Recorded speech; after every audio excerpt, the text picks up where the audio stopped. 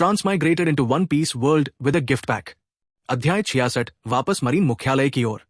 Blaze के पैर से लगातार आग की लपटें निकलती रहीं और 500 मीटर के आसपास की हर चीज को अपने आगोश में ले लिया तथा आग के समुद्र में तब्दील हो गई।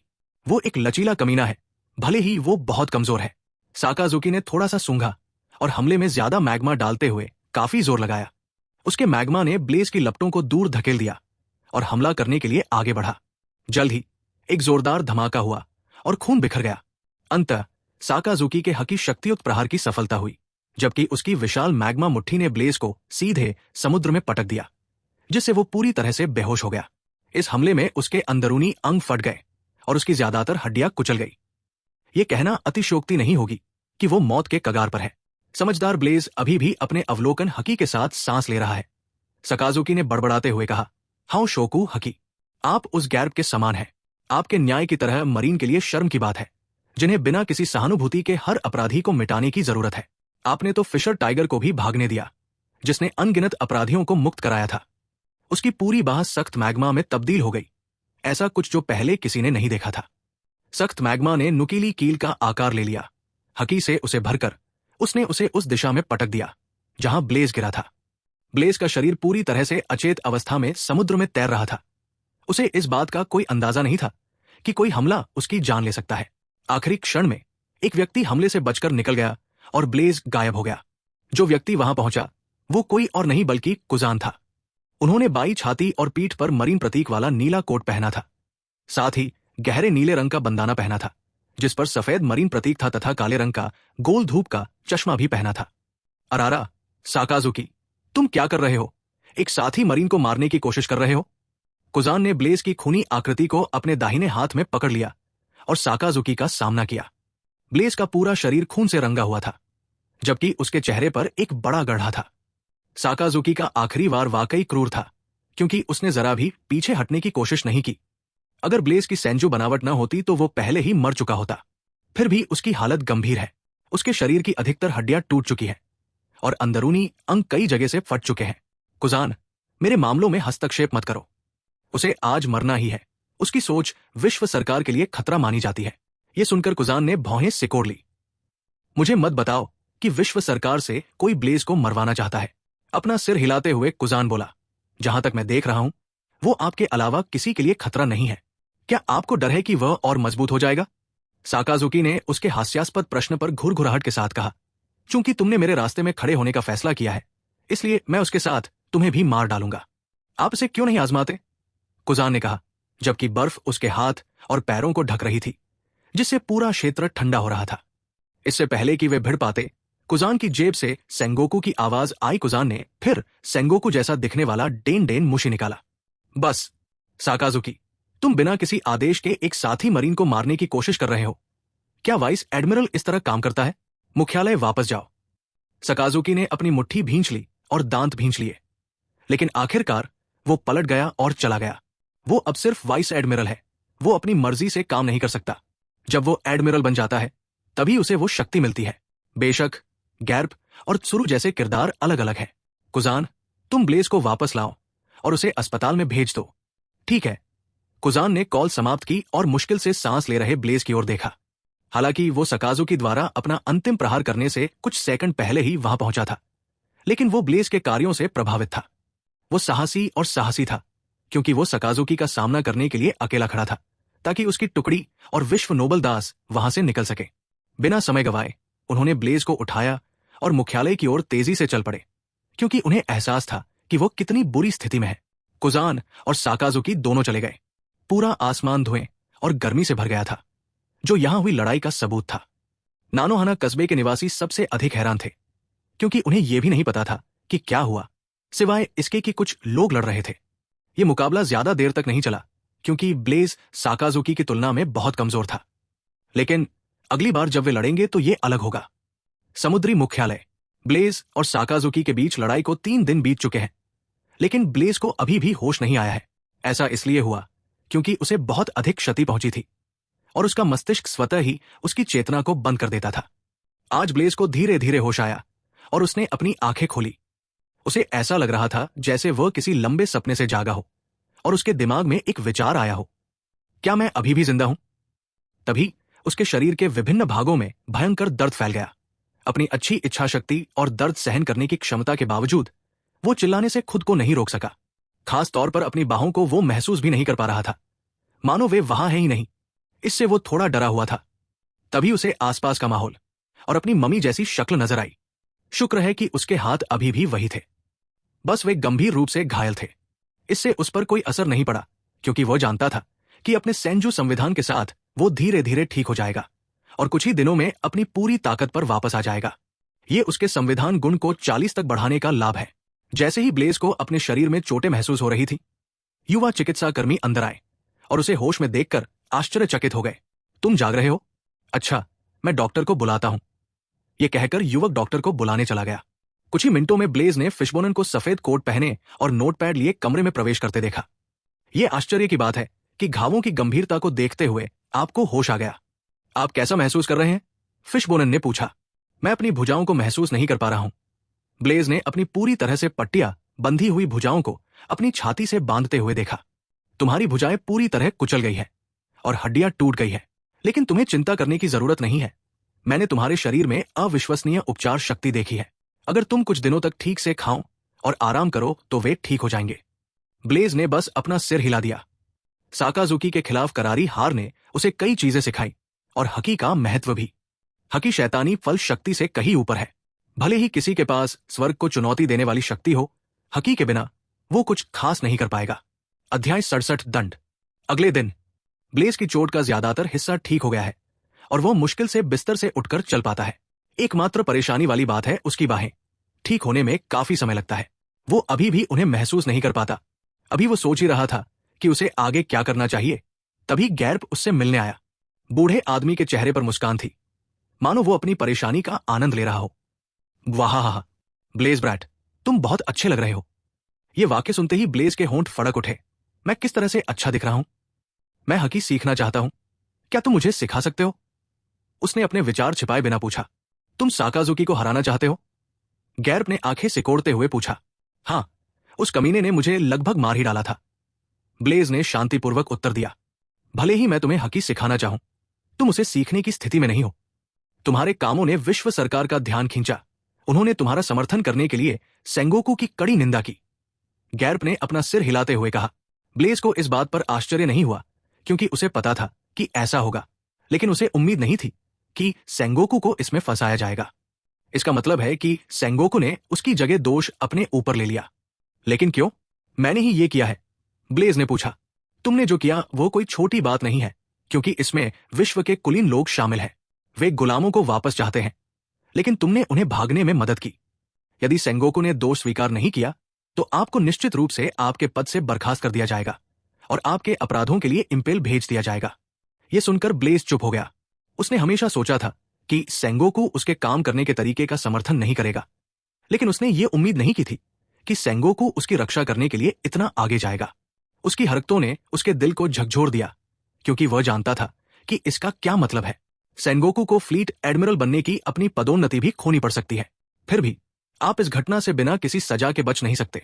आपके अपराध के लिए आपको 2 रैंक से पदावनत किया गया, जबकि आपकी योग्यता के अंक घटाकर 0 कर दिए गए। अब आप सिर्फ लेफ्टिनेंट कमांडर हैं। इसके अलावा आपको अपने कार्यों पर विचार करने के लिए कुछ वर्षों के लिए 4 ब्लूज में से एक में भेजा जाएगा। गार्प ने ब्लेज की मौजूदा स्थिति के बारे में बात की, जबकि अंदर से वो इस फैसले से नाखुश है। उनके अनुसार इस तरह की सजा थोड़ी भारी है, क्योंकि ये ब्लेज के भविष्य के रास्ते को काटने के बराबर है। जब तक वो 4 ब्लू से वापस आता है, उसे फिर से सब कुछ शुरू करना पड़ता है और रैंक में आगे बढ़ना पड़ता है। लेकिन कोई भी कुछ नहीं कर सकता, क्योंकि सजा का फैसला फ्लीट एडमिरल कांग ने विश्व सरकार के साथ चर्चा के बाद किया था। ब्लेज को सजा से निराशा नहीं हुई, जैसा कि गैर्प ने उम्मीद की थी। उसके लिए मरीन रैंक मेरिट पॉइंट्स सिर्फ मजबूत बनने का एक तरीका है। इनके बिना भी वो मजबूत बन सकता है। एक बार वो मजबूत हो जाए तो वो कुछ ही समय में उन्हें वापस पा सकता है। कुछ और मिनट तक उससे बात करने के बाद गैर्प कमरे से बाहर चले गए। ब्लेज के लिए उन्होंने 1 मिनट तक सोचा और अपने तरीके से हकी सीखने का फैसला किया। चूंकि मरीन में से कोई भी उसे पढ़ाने की योजना नहीं बना रहा है, इसलिए वो खुद ही कोई रास्ता खोज लेगा। उसका पहला विकल्प बूढ़े आदमी मैग्नस से मिलना और उससे पूछना है कि अगर वह भी उसके अनुरोध को अस्वीकार कर देता है तो वो केवल दूसरे तरीकों की तलाश कर सकता है। गार्प के जाने के बाद रेगिस उससे मिलने आया उसने उसे बताया कि अलाबास्ता साम्राज्य में भागे हुए विश्व के कुलीन सैनिकों को मरीन ने फिर से पकड़ लिया है। इससे ब्लेज को गुस्सा तो आया, लेकिन रेगिस के अगले वाक्य ने उसके दिल को कुछ हद तक शांत कर दिया। मैंने एरी और सैया को सुरक्षित उनके घर भेज दिया। जब मुझे पता चला कि मरीन उन्हें खोज रहे हैं, तो मैंने उन्हें दूसरे द्वीप पर बसाने में मदद की। इसके बाद रेगिस ने बताया कि ब्लेज को कुजान से ले जाने के बाद क्या हुआ। रेगिस के विपरीत जोटो ने अन्य 3 लोगों के ठिकाने का खुलासा किया और उसकी सेवा के लिए उसे एक रैंक से पदोन्नत किया गया। ब्लेज उसके कार्यों से निराश था, लेकिन उसे दोष नहीं देगा, चूंकि उसके कार्यों ने रेजिस के अलावा उसकी यूनिट के अन्य मरीन सैनिकों को किसी भी प्रकार की सजा से बचाया था। आपका क्या हाल है? ब्लेज ने पूछा। रेगिस ने जवाब दिया, चूंकि मैंने अन्य 2 गुलामों का स्थान नहीं बताया था, इसलिए स्वाभाविक रूप से मुझे दंडित किया गया और पदावनत कर इंसाइन के पद पर नियुक्त कर दिया गया। धन्यवाद रेगिस। ब्लेज उसकी मदद को कभी नहीं भूलेगा। केवल कठिन परिस्थितियों में ही आप अपने आसपास के लोगों के असली चेहरे देख पाएंगे। कैप्टन ब्लेज, मैंने आपका अनुसरण करने का निर्णय लिया है। मुझे आपकी रैंक या आपको कहाँ भेजा जाता है इसकी परवाह नहीं है। मुझे आपकी शक्ति और न्याय पर विश्वास है। यह सुनकर ब्लेज हंस पड़ा। अपने साथ एक भरोसेमंद साथी का होना अच्छा लगता है। फिशबोनन के निर्देश के विरुद्ध ब्लेज एक दिन और उपचार केंद्र में रुके और फिर वहां से चले गए। हीलिंग सेंटर से बाहर निकलकर वो सेंगोकू के ऑफिस की ओर चल पड़ा। उसने दोष लेने के लिए उसे धन्यवाद नहीं दिया, लेकिन भविष्य में वो अपने कार्यों से उसे धन्यवाद देगा। ब्लेज ने जो किया उसके बाद वो उसे निराश नहीं कर सकता। तुम यहां क्या कर रहे हो? तुम अभी तक पूरी तरह से ठीक नहीं हुए हो। वापस जाओ। सेंगोकू ने उसकी लापरवाही भरी हरकत पर भौहें सिकोड़ी। उनकी चिंता मत करो सेंगोकू-सान, वे कुछ ही समय में ठीक हो जाएंगे। मैं छुट्टी के लिए आवेदन करने आया हूं। किस लिए? व्यक्तिगत कारणों। कितने दिन? 3 महीने। ब्लेज ने बिना पलक झपकाए जवाब दिया। सेंगोकू के सवाल पूछने से पहले ही वो फिर बोल पड़ा। निजी कारण।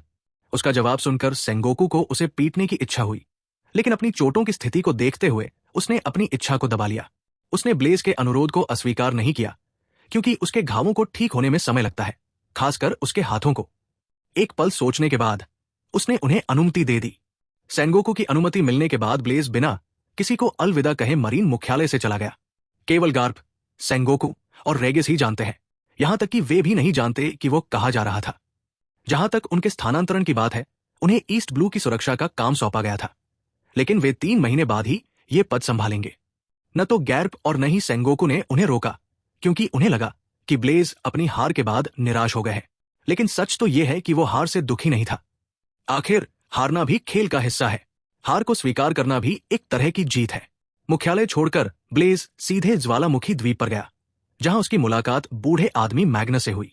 सेंगोकू का कार्यालय। क्या तुम्हें पता है कि वो कहां जा रहा है? सेंगोकू ने चाय पीते हुए पूछा। कौन जानता है, गैर्प ने बिना किसी परवाह के बेपरवाही से जवाब दिया। लेकिन मैं जो जानता हूं वो ये है कि वो साकाजुकी को हराने की ताकत खोज रहा है। अगली बार जब हम मिलेंगे तो वो वही व्यक्ति नहीं होगा जिसे हम जानते हैं। तो आप उसे ईस्ट ब्लू में क्यों चाहते हैं? सेंगोकू ने पूछा। ईस्ट ब्लू शांतिपूर्ण है, उसे वहां अच्छा लगेगा। लेकिन सेंगोकू को उसके जवाब पर विश्वास नहीं हुआ। क्या आप उसे गुप्त रूप से हाकी सिखाने की योजना बना रहे हैं? बिल्कुल नहीं, गैर्प ने दूसरी ओर देखते हुए उत्तर दिया। अध्याय 68 हकी समुद्री मुख्यालय। अगले दिन साकाजुकी और ब्लेज विवाद के बारे में एक लेख दुनिया भर में प्रसारित होने वाले समाचार पत्र में प्रकाशित हुआ। लेख में 2 मरीन के बीच हुई लड़ाई और उसके पीछे के कारण के बारे में बताया गया था। अच्छी बात यह है कि लेख में नामों का उल्लेख नहीं किया गया था। अगर ऐसा होता तो मरीन की प्रतिष्ठा आसानी से नष्ट हो जाती। लेकिन इसका मरीन सैनिकों पर बहुत बड़ा असर पड़ा। उनमें से ज्यादातर को ब्लेज और सकाजुकी के बीच हुई लड़ाई के बारे में पता है। पूर्ण न्याय और नैतिक न्याय में विश्वास रखने वालों के बीच दरारें पड़ने लगती हैं। कुछ लोगों ने निर्दोष लोगों का समर्थन करने के लिए ब्लेज की प्रशंसा की, जबकि कुछ ने विश्व सरकार के आदेश का उल्लंघन करने के लिए उसकी निंदा की। पहली बार ब्लेज का नाम मरीन्स के बीच फैला और उनके दिलों में छाप छोड़ी। वेर्गो, शुजो, गियोन और ब्लेज के अन्य दोस्तों को भी इसके बारे में पता चला। फिर भी मरीन के उच्च पदस्थ अधिकारियों पर इस खबर का कोई खास असर नहीं पड़ा। उनके लिए ये एक छोटी सी बात है जिस पर ध्यान देने की भी जरूरत नहीं है, क्योंकि जिस स्टेज पर वे खेल रहे हैं वो ग्रैंड लाइन के पहले हिस्से की तुलना में बहुत बड़ा है। ब्लेज के लिए वो अगले दिन ज्वालामुखी द्वीप पर पहुंच गया, जहां ब्लैक डी मैग्नस रहता है। द्वीप वैसा ही दिख रहा था, धूसर धुएं और असहनीय गर्मी से ढका हुआ। बिना किसी हिचकिचाहट के वह द्वीप में घुस गया। वो जल्द ही द्वीप के बीच में स्थित विशाल ज्वालामुखी पर्वत पर पहुंच गया और उसने मैग्नस की आकृति देखी। मैग्नस की बूढ़ी आकृति को एक बड़ी मछली को भूनते हुए देखा जा सकता था, जिससे हल्की खुशबू आ रही थी। बिना पीछे देखे ही उसने कहा, आओ बैठो। ब्लेज बारबेक्यू के दूसरी तरफ जाकर बैठ गया। ब्लेज को देखते हुए मैग्नस ने टिप्पणी की, तुम बहुत ज्यादा थके हुए लग रहे हो। क्या हुआ? बिना कुछ छिपाए ब्लेज ने सारी बातें बताई और बताया कि वो ऐसी स्थिति में क्यों था। मैग्माफल, मुझे इसका कुछ आभास है। आप लगभग मारे गए और दंडित किए गए क्योंकि आप निर्दोष लोगों को बचाना चाहते थे। हाँ, तो तुम मुझसे हकी सीखने आए हो? ब्लेज ने अपना सिर हिलाया और कहा, बिना ताकत के मैं कुछ भी नहीं बदल सकता। हालांकि मैं पहले से ज्यादा ताकतवर हूं, लेकिन अब मैं सच में कमजोर महसूस करता हूं। मैग्नस ने मानो उसकी बात समझ ली हो और बिना कुछ सोचे समझे उसके अनुरोध पर सहमति जता दी हो। मैं तुम्हें हकी सिखाऊंगा, लेकिन एक शर्त पर। ब्लेज बहुत खुश था क्योंकि उसे उम्मीद नहीं थी कि दूसरा पक्ष आसानी से सहमत हो जाएगा। अपनी खुशी को संभालते हुए उसने पूछा, कौन सी शर्त? मेरा अनुरोध बहुत सरल है। भविष्य में जो कुछ भी हो, विश्व सरकार का पक्ष न ले। ब्लेज ने हंसते हुए कहा, आप जानते हैं कि मैं ऐसा नहीं करूंगा। मुझे पता है और यह मूर्खतापूर्ण लग सकता है, लेकिन मुझे मरीन के रूप में आपकी वर्तमान स्थिति को देखते हुए यह कहना पड़ा। आखिरकार सत्ता की चाह में लोग समय के साथ बदल जाते हैं। ब्लेज ने कहा, मैं समझता हूं, लेकिन आपको इसकी चिंता करने की जरूरत नहीं है। जब तक बातचीत खत्म हुई, तब तक आग पर मछली अच्छी तरह से पक चुकी थी और खाने के लिए तैयार थी। ब्लेज को एक बड़ा टुकड़ा परोसते हुए मैग्नस ने पूछा, हकी के बारे में आप क्या जानते हैं? ब्लेज ने हकी के बारे में जो कुछ भी वो जानते थे उसे याद किया और कहा, हकी एक रहस्यमय शक्ति है जो किसी व्यक्ति को अपनी आध्यात्मिक ऊर्जा को विभिन्न प्रयोजनों के लिए उपयोग करने की अनुमति देती है। बिल्कुल सही जवाब। हकी और कुछ नहीं बल्कि एक व्यक्ति की आध्यात्मिक ऊर्जा है। मुझे और बताओ, मैग्नस ने पूछा। मैं जानता हूं कि हकी व्यक्ति की आत्मा से उत्पन्न होती है, न कि उसके भौतिक शरीर से। इसका उपयोग 3 अलग अलग तरीकों से किया जाता है। आयुध हकी व्यक्ति की लड़ाकू भावना का प्रतिनिधित्व करता है। अवलोकन हकी व्यक्ति की आध्यात्मिक उपस्थिति को दर्शाता है और अंत में विजेता की हकी व्यक्ति की इच्छा शक्ति को परिभाषित करती है। हकी के बारे में मैं बस इतना ही जानता हूं। अच्छा, आपको पहले से ही हकी के बारे में अच्छी समझ है, लेकिन यही आपकी कल्पना को सीमित करता है। अभी के लिए आइए हकी के विभिन्न प्रकारों के बारे में भूल जाएं और मूल अवधारणा पर चर्चा करें। आप जानते हैं कि हकी कुछ और नहीं बल्कि आध्यात्मिक ऊर्जा है, लेकिन क्या आप जानते हैं कि यह कैसे आती है? मैं कहूंगा दृढ़ विश्वास या अटूट जुनून। आपकी इच्छा शक्ति जितनी ज्यादा होगी, आपकी हकी उतनी ही मजबूत होगी। यही कारण है कि विजेता के सभी हकी उपयोगकर्ता सामान्य हकी उपयोगकर्ताओं की तुलना में ज्यादा शक्तिशाली होते हैं। मैग्नस ने समझाया जबकि ब्लेज सुन रहा था। उन्होंने आगे कहा, दुनिया के सभी जीव अपनी आध्यात्मिक ऊर्जा को नियंत्रित करने में सक्षम हैं, लेकिन अधिकांश लोग इसे महसूस करने में विफल रहते हैं। क्या आप जानते हैं क्यों? ब्लेज ने एक क्षण सोचा और जवाब दिया, क्योंकि उनके पास दृढ़ मन या दृढ़ संकल्प नहीं है। गलत। हर कोई अपने जीवन में किसी न किसी चीज को लेकर जुनूनी या जिद्दी होता है, जिसका मतलब है कि वे हकी सीखने के योग्य हैं। मैग्नस, तो फिर? ब्लेज हैरान था। ये संदेह, अविश्वास और अज्ञानता के कारण है। अधिकांश आम लोग खुद को साधारण समझते हैं और वे हकी के बारे में जानते भी नहीं हैं। अगर उन्हें यह भी नहीं पता कि हकी क्या है, तो वे इसे कैसे नियंत्रित करेंगे? बेशक इसके अपवाद भी हैं, क्योंकि कुछ लोग हकी को जाने बिना ही जागृत कर लेते हैं और कुछ इसके साथ ही पैदा होते हैं। मैं जो कहना चाह रहा हूं वो ये है कि कभी भी अपने आप पर या अपने उद्देश्य पर संदेह मत करो। ये आध्यात्मिक ऊर्जा की ताकत है, समझे? हां, ब्लेज ने अपना सिर हिलाया। आपके मामले में आपने पहले ही अपने विजेता की हकी को जागृत कर लिया है। इसका मतलब है कि आपकी आध्यात्मिक ऊर्जा उपयोग के लिए तैयार है। बस आप नहीं जानते कि उन्हें कैसे महसूस किया जाए। उन्हें कैसे महसूस करें? ब्लेज ने पूछा। हकी को महसूस करना सबसे कठिन काम है। अधिकांश लोग इस स्तर पर असफल हो जाते हैं और मैंने ऐसे लोगों को देखा है जिन्हें अपनी हकी को महसूस करने में ही वर्षों लग गए। आध्यात्मिक ऊर्जा एक रहस्यमय शक्ति है जो सभी प्राणियों में सुप्त अवस्था में रहती है, इसलिए उसे महसूस करने के लिए आपको स्वयं पर विश्वास करने की आवश्यकता है। क्या यही एकमात्र तरीका है? ब्लेज ने पूछा। वो जानता था कि हकी का अभ्यास गहन प्रशिक्षण या अत्यधिक आघात द्वारा भी किया जा सकता है। नहीं, हकी को महसूस करने के अन्य तरीके भी हैं। प्रशिक्षण, अपनी भावनाओं को उत्तेजित करना या लड़ाई करना, लेकिन पारंपरिक तरीका है हकी को खुद महसूस करना। इस तरह से आगे बढ़ने से आपकी हकी पर नियंत्रण की भावना उत्कृष्ट होगी और आपको आध्यात्मिक ऊर्जा क्या है इसका अच्छा अंदाजा हो जाएगा। हर चीज को स्रोत से ही समझे। उदाहरण के लिए, आपको क्या लगता है कि जब कोई सिखाने वाला नहीं था तो पहले व्यक्ति ने हकी कैसे सीखी होगी? बूढ़े आदमी मैग्नस ने हकी के बारे में कई ऐसी बातें बताई जिससे ब्लेज की समझ गड़बड़ा गई और अगला कदम उन्हें समझना है, लेकिन कैसे? अध्याय 69 मैग्नस का सदमा। मेरे निर्देशों का पालन करो। अपनी आंखें बंद करो और उस स्थिति में बैठो जिसमें तुम सबसे अधिक सहज हो। मैग्नस ने निर्देश दिया। अब अपने शरीर को आराम दो। ब्लेज ने पैर मोड़कर बैठ गए, आंखें बंद कर ली और शरीर को आराम दिया। मैग्नस ने उनके निर्देशों का पालन किया और उन्होंने भी बिना किसी विवरण को छोड़े उनका पालन किया। अपनी सांसों का अनुसरण करें। अपने भीतर की ऊर्जा को महसूस करने का प्रयास करें। ऊर्जा कुछ भी हो सकती है, एक भावना, रंग, शब्द, छवि या कुछ इसी तरह की। ब्लेज ने उनके मार्गदर्शन का पालन किया और ऊर्जा को महसूस करने की कोशिश की, लेकिन उन्हें कुछ भी महसूस नहीं हुआ। उन्हें पता था कि यह ध्यान की तरह है, इसे एक ही दिन में हासिल नहीं किया जा सकता। हो सकता है कि आप आध्यात्मिक ऊर्जा को तुरंत महसूस न कर पाएं, लेकिन इसका मतलब यह नहीं है कि आपकी प्रतिभा कमजोर है। इसमें समय लगता है और जैसे जैसे आप प्रक्रिया दोहराते जाएंगे, ये आसान होता जाएगा। मैग्नस की आवाज ब्लेज के कानों तक पहुंची, क्योंकि वो आधे घंटे की कोशिश के बाद भी अपनी आध्यात्मिक ऊर्जा को महसूस करने में विफल रहा। थोड़ा ब्रेक लें और फिर आगे बढ़े। ये सुनकर ब्लेज ने धीरे से अपनी आंखें खोली और सोचा, उसे सबसे पहले अपने भटकते विचारों को रोकना होगा और अपने दिमाग को पूरी तरह से एक चीज पर केंद्रित करना सीखना होगा। 15 मिनट आराम करने के बाद ब्लेज ने फिर से यही प्रक्रिया दोहराई।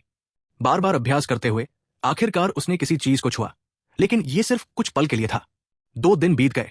उनकी अधिकांश चोटें ठीक हो गई, सिवाय उनके हाथों के। अगर ब्लेज गलत नहीं है तो उन्हें पूरी तरह से ठीक होने में 5 दिन और लगेंगे।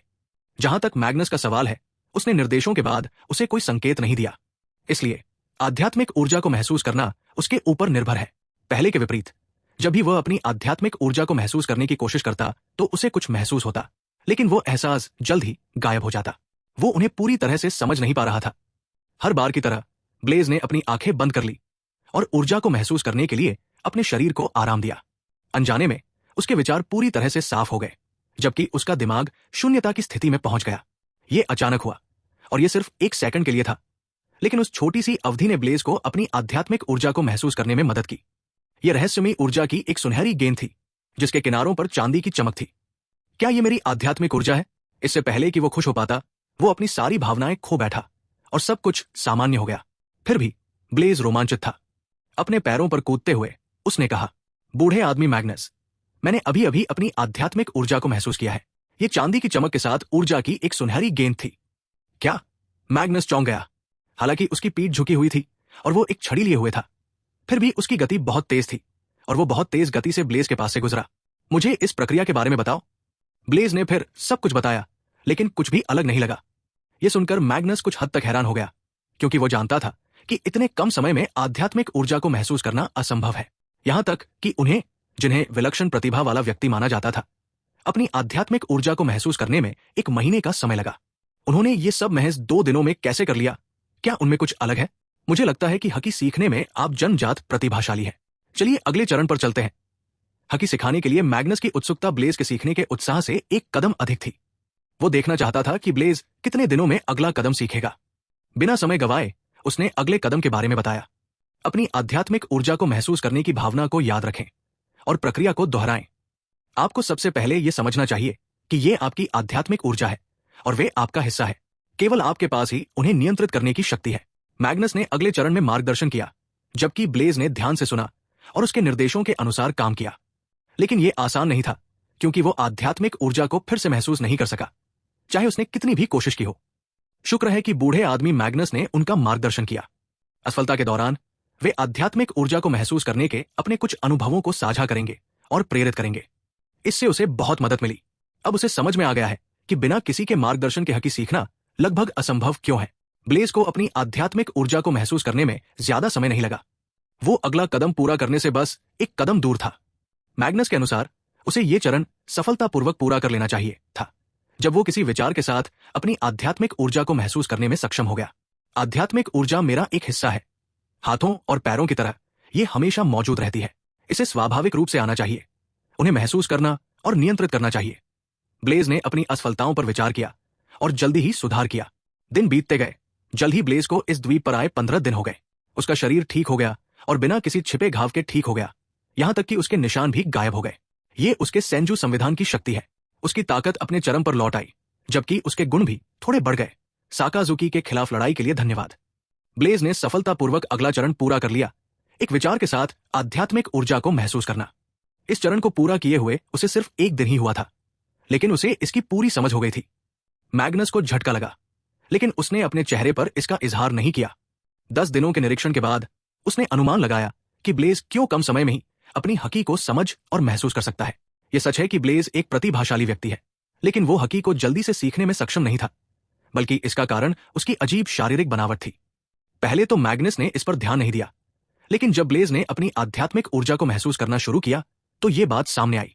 अपने अवलोकन हकी के साथ वो ब्लेज की बढ़ती जीवन शक्ति और उसके शरीर में निहित अंतहीन शक्ति को महसूस कर सकता था। इस दुनिया में अजीब और खास शारीरिक बनावट वाली कई तरह की नस्लें हैं, इसलिए इस खोज ने उसे बहुत ज्यादा हैरान नहीं किया। उसे लगता है कि ब्लेज अलग है। मैग्नस ने इसे छिपाया नहीं, उसने सीधे अपने निष्कर्षों को बाद वाले को बताया। यह ब्लेज के लिए एक आश्चर्य की बात थी। कोई आश्चर्य नहीं, यह सेंजू ब्लडलाइन की वजह से है। इससे उसका दिमाग साफ हो गया और उसके दिमाग में नए सिद्धांत उभर आए। एक बार जब आप अपनी हकी को नियंत्रित करना सीख जाएंगे तो हम आपके शरीर द्वारा दी गई क्षमताओं की पूरी सीमा का पता लगाने में सक्षम होंगे। मैग्नस ने अपने विचार व्यक्त किए। अच्छा, क्या हम अगले चरण की ओर बढ़े? ब्लेज ने पूछा। हाँ, मैग्नस ने सहमति जताते हुए मन ही मन अपना सिर हिलाया। जिस प्रक्रिया में कुछ महीने लगने थे उसे ब्लेज ने कुछ ही दिनों में पूरा कर लिया। अगर ये इसी तरह चलता रहा तो 2 या 3 महीने बाद मेरे पास उसे सिखाने के लिए कुछ नहीं होगा। मैग्नस का अंतर्ज्ञान उसे बताता है कि ब्लेज एक ऐसा दुर्जेय हकी उपयोगकर्ता बन जाएगा जिसे दुनिया ने पहले कभी नहीं देखा था। उसकी शक्तियां जल्द ही दुनिया को चौंका देंगी। एक बार जब वे उसके दुश्मन बन गए तो विश्व सरकार को उससे निपटने में मुश्किल होगी। ये मजेदार होने वाला है। अध्याय 70 हकी प्रशिक्षण। कठिन हिस्सा खत्म हो गया है, जो है हकी को महसूस करना। अगला कदम सरल है, हकी की शक्ति का उपयोग करना। आप पहले से ही जानते हैं कि हकी का इस्तेमाल 3 अलग अलग रूपों में किया जाता है: लड़ाई की भावना, उपस्थिति और धमकी। आमतौर पर लोग हकी के किसी एक रूप में प्रशिक्षण लेकर अपनी हकी को महसूस करना सीखते हैं, या तो शस्त्रीकरण या अवलोकन। यही कारण है कि कई लोग हकी के एक रूप में उत्कृष्टता प्राप्त करते हैं। लेकिन आप अलग हैं। आप पहले से ही अपनी हकी को महसूस करना सीख चुके हैं। यह आपका फायदा है, और जब आप दूसरे रूपों को सीखना शुरू करेंगे तो यह आपकी कल्पना को सीमित नहीं करेगा। मैग्नस ने समझाया। ब्लेज हैरान था, क्योंकि वो समझ नहीं पा रहा था कि मैग्नस क्या कहना चाह रहा था। ये अलग कैसे है? क्या ये सब एक जैसा नहीं है? उसकी उलझन को देखते हुए मैग्नस मुस्कुराया। मुझे सरल शब्दों में समझाओ। हकी का मतलब सिर्फ अपनी बाहों को ढकना या अपने विरोधियों का निरीक्षण करना नहीं है। ये इससे कहीं अधिक है। मुझे देखो, ये कहते हुए उसने अपनी आंखें बंद कर ली। अचानक ब्लेज को आसपास एक रहस्यमयी शक्ति का एहसास हुआ, जो उसके पास से गुजर रही थी। वो उसे देख तो नहीं सकता था, लेकिन उसे महसूस कर सकता था। ये बूढ़े आदमी मैग्नस की हकी है। अगले ही पल उसके चारों ओर फैले पत्थर थोड़े हिले और तैरने लगे। कैसे? टेलीकिनेसिस। बूढ़ा मैग्नस अपने हकी से अपने आसपास की वस्तुओं को नियंत्रित कर सकता है। अविश्वसनीय। जल्द ही सभी तैरते हुए पत्थर तेज गति से घूमने लगे, लेकिन आधे रास्ते में वे सभी बिना सहारे के जमीन पर गिर गए। ये देखकर ब्लेज ने मैग्नस की ओर देखा। बाद वाले ने थकावट भरे भाव से अपना सिर हिलाया। पिछले कुछ वर्षों में मेरी हकी कमजोर हो गई है, और मैं अभी भी केवल आध्यात्मिक ऊर्जा से वस्तुओं को नियंत्रित नहीं कर सकता हूं। मैं तुमसे यही कहना चाहता हूं, अपनी हकी को अपने आसपास के ज्ञान तक सीमित मत रखो। हकी कुछ और नहीं बल्कि विश्वास है। इस बार ब्लेज को पूरी तरह से समझ में आ गया कि मैग्नस क्या कहना चाह रहा था। उसे असंभव को संभव बनाने के लिए उस पर विश्वास करना होगा। अगर वो उस पर विश्वास भी नहीं करता तो कुछ भी नहीं बदलेगा। हकी सिर्फ आध्यात्मिक ऊर्जा है, जबकि इसका उपयोग सिर्फ लड़ाई और निरीक्षण तक सीमित नहीं है। अगर इसे सही तरीके से समझा जाए तो ये चमत्कार कर सकता है। इस नई खोज ने ब्लेज को काफी उत्साहित किया। मैग्नस ने एक बार फिर उसके विचारों को बाधित करते हुए कहा, अपने विचारों को भटकने मत दो। इस तरह का अभ्यास तुम्हारे लिए बहुत दूर है। मैंने ये इसलिए दिखाया ताकि तुम अपनी कल्पना को सीमित न करो। इससे ज्यादा कुछ नहीं। ब्लेज ने समझ में सिर हिलाया। वो कोई बेवकूफ नहीं था जो ये सोचे कि कुछ दिनों के अभ्यास के बाद वो ऐसा कर सकता है। अब आइए बात करते हैं कि अपनी हकी का उपयोग कैसे करें, जो कि आध्यात्मिक ऊर्जा को नियंत्रित करने का एक बुनियादी और आधार है। सबसे पहले बुसोशोकु आर्मेंट। हकी अपनी आध्यात्मिक ऊर्जा से अपने चारों ओर एक अदृश्य कवच बनाना। यह सरल लग सकता है, लेकिन आर्मेंट हकी तीनों रूपों में सबसे कठिन है। आपको कई बातों पर विचार करने की आवश्यकता है, क्योंकि आर्मामेंट हकी का लापरवाही से उपयोग आपकी आध्यात्मिक ऊर्जा को तेजी से खत्म कर देता है। अवलोकन और विजेता के हकी के विपरीत। एक व्यक्ति की आध्यात्मिक ऊर्जा सहन शक्ति की तरह सीमित होती है। ये लगातार उपयोग करने पर अंततः समाप्त हो जाएगी। इससे निपटने के लिए आपको हकी रिजर्व शब्द को समझने की आवश्यकता है। हकी रिजर्व कुछ और नहीं बल्कि एक व्यक्ति के पास मौजूद आध्यात्मिक ऊर्जा की मात्रा है। आमतौर पर यह शुरुआत में हर व्यक्ति के लिए एक जैसा होता है, थोड़े बदलाव के साथ, लेकिन कुछ अपवाद भी है। हकी रिजर्व को निरंतर अभ्यास, लड़ाई या यहां तक कि भावनात्मक बदलावों से भी बेहतर बनाया जा सकता है, लेकिन ज्यादातर अभ्यास से ही कोई अपने हकी रिजर्व को बढ़ा सकता है। मैं इस हकी रिजर्व अवधारणा के बारे में इसलिए बोल रहा हूं क्योंकि आपके पास जितनी आध्यात्मिक ऊर्जा है वो एक सामान्य व्यक्ति की तुलना में कम से कम 3 गुना है। ये आश्चर्यजनक है। क्या ये इसलिए हुआ क्योंकि मैं पुनर्जन्म ले चुका था और मैंने पिछले मालिक की आत्मा को निगल लिया था? ब्लेज ने सोचा। मैग्नस ने अपनी व्याख्या जारी रखी। जो भी मामला हो, ये तुम्हारा फायदा है। अब चलो आर्मामेंट हकी के विषय पर वापस आते हैं। अपने शरीर को हकी से ढकने के लिए आपको अपनी आध्यात्मिक ऊर्जा का उपयोग करना और उसे दिशा देना सीखना होगा। यह पंच के समान ही अवधारणा है। जब आप पंच करते हैं तो आप अपनी पूरी ताकत अपनी मुट्ठी में डालते हैं। चलो शुरू करते हैं। अपनी आध्यात्मिक ऊर्जा को छूने की कोशिश करो और उसे बहने दो। ब्लेज ने वैसा ही किया जैसा मैग्नस ने निर्देश दिया था। समय उड़ गया। 1 महीना बीत गया। 1 महीने के कठोर प्रशिक्षण के बाद वो आखिरकार अपनी आध्यात्मिक ऊर्जा को नियंत्रित करने में सक्षम हो गया। ये आसान नहीं था। उसने इसके लिए कड़ी मेहनत की। ब्लेज अपनी बाहों को हकी से ढक सकता है, लेकिन ये अपूर्ण और अस्थिर था। इस 1 महीने में मैग्नस ने उसे हकी के अन्य 2 रूप भी सिखाए, अवलोकन और विजेता की हकी। मैग्नस की देखरेख में ब्लेज ने अपनी बाहों पर हकी का लेप लगाया और अपने सामने मौजूद विशाल चट्टान पर मुक्का मारा। जैसे ही उसकी मुट्ठी चट्टान पर लगने वाली थी, उसकी हकी खत्म हो गई। मैग्नस ने अपना सिर हिलाया। मुझे देखो, ये कहते हुए उसने अपनी बाहों को हकी से ढक लिया और ब्लेज को दिखाया। क्या तुमने कुछ नोटिस किया? नहीं, आप अपनी आध्यात्मिक ऊर्जा पर बहुत ज्यादा दबाव डाल रहे हैं। यह स्वाभाविक लगना चाहिए। आपको अपनी हकी को नियंत्रित करने और दिशा देने के लिए और अभ्यास की जरूरत है, मैग्नस ने सुझाव दिया। इसके बाद ब्लेज ने अपने अवलोकन हकी का अभ्यास किया। प्रशिक्षण पद्धति समान है। उसने अपनी आंखें बंद कर ली और अपनी आध्यात्मिक ऊर्जा के साथ अपने आसपास की चीजों को महसूस करना शुरू कर दिया। वो अभी उस स्थिति में नहीं था कि वो आंखों पर पट्टी बांधकर हमलों से बच सके। इसके लिए उसे पहले यह समझना होगा कि अपने अवलोकन हकी का इस्तेमाल कैसे करना है। ऑब्जर्वेशन हकी में 2 घंटे के अभ्यास के बाद मैग्नस ने ब्लेज की ट्रेनिंग को कॉन्करर की हकी में बदल दिया। ब्लेज के लिए यह सबसे आरामदायक ट्रेनिंग थी। यहां उसे अपनी हकी को नियंत्रित करने की जरूरत नहीं है, बल्कि उन्हें एक साथ फूटने देना है। अभी के लिए मैग्नस चाहता है कि वो अपनी इच्छा शक्ति के साथ अभ्यस्त हो जाए। यह मजेदार था, लेकिन थोड़ा चुनौतीपूर्ण भी था। दिन उड़ते गए और 15 दिन और बीत गए। ब्लेज का हकी पर नियंत्रण हर दिन बेहतर होता गया। उसकी भयानक वृद्धि ने मैग्नस को भी चौंका दिया, जो अब तक सुन्न हो चुका था। ब्लेज ने आर्मामेंट और ऑब्जर्वेशन हकी की पूरी बुनियादी बातें समझ ली है। अब वो अपनी बाहों पर हकी लगा सकता है, लेकिन ये अभी भी कठोर है और इसके लिए और अभ्यास की जरूरत है। उसकी तुलना में उसका अवलोकन हकी स्थिर है। वो अपनी आंखें बंद करके भी अपने आसपास की चीजों और हरकतों को महसूस कर सकता है। बुनियादी बातों को सीख लेने के बाद वो अब अगले चरण की ओर बढ़ सकता है, युद्ध। युद्ध के दौरान ही उसकी हकी विकसित होगी। ये बात वो अच्छी तरह जानता था और मैग्नस ने भी यही बात कही थी। समस्या ये है कि इस बंजर द्वीप पर कोई प्रतिद्वंद्वी नहीं है और उसकी 3 महीने की छुट्टी की समय सीमा भी नजदीक आ रही है। 1 महीने में उसे मरीन के रूप में अपनी ड्यूटी फिर से शुरू करनी है। उसकी स्थिति निराशाजनक है क्योंकि ईस्ट ब्लू में कोई भी योग्य प्रतिद्वंद्वी नहीं है। जैसे ही वो उदास महसूस कर रहा था, उसके दिमाग में एक सूचना गूंजी।